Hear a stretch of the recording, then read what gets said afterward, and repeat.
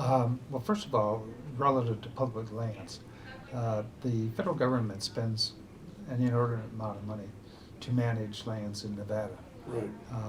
I was a member of the Public Lands Committee for the last several interims, and one of the things that we quickly realized was that there is a tremendous amount of cost to maintain and to protect and to enforce regulations on federal lands.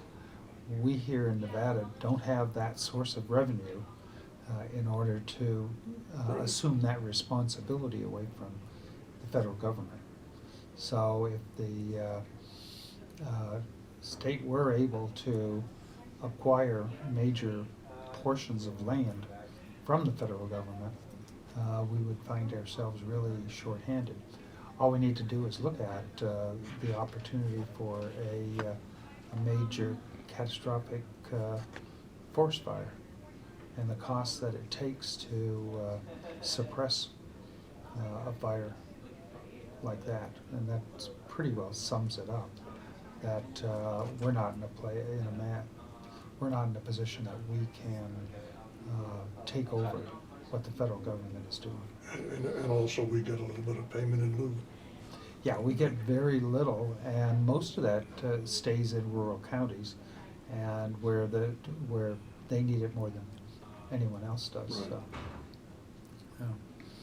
Somehow people think that we could turn out and sell some of the resources, or that we could put in public hands some of the land.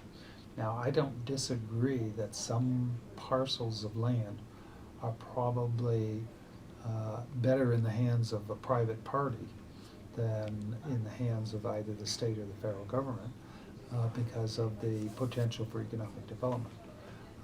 But I think that those are relatively small parcels.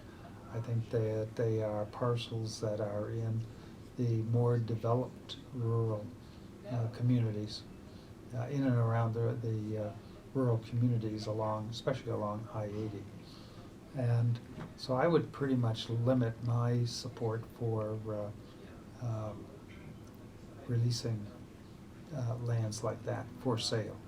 Now, the federal government isn't going to just simply give a fee simple deed to the state, for something that is of value to that the federal government sees has value. So they would expect us to buy it, and we don't have assets or reserves that we could put toward purchasing the land either.